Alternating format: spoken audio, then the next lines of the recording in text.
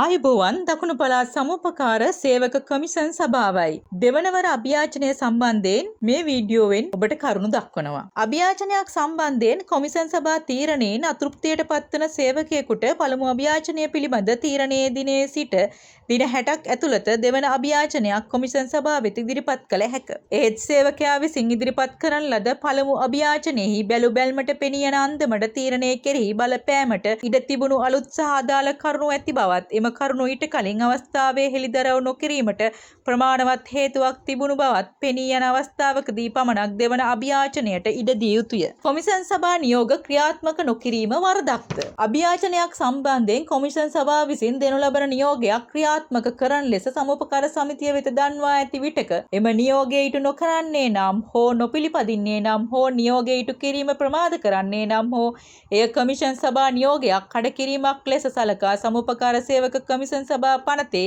35 වන වගන්තිය යටතේ පියවර ගත හැකිය. සමුපකාර සේවක ආයතන සංග්‍රහයේ 5 වන පරිච්ඡේදයේ 5-10 සඳහන් අභියාචනා පිළිබඳ නියමයන් අවශ්‍ය ප්‍රමාණයට අදාළ කරගත යුතුය.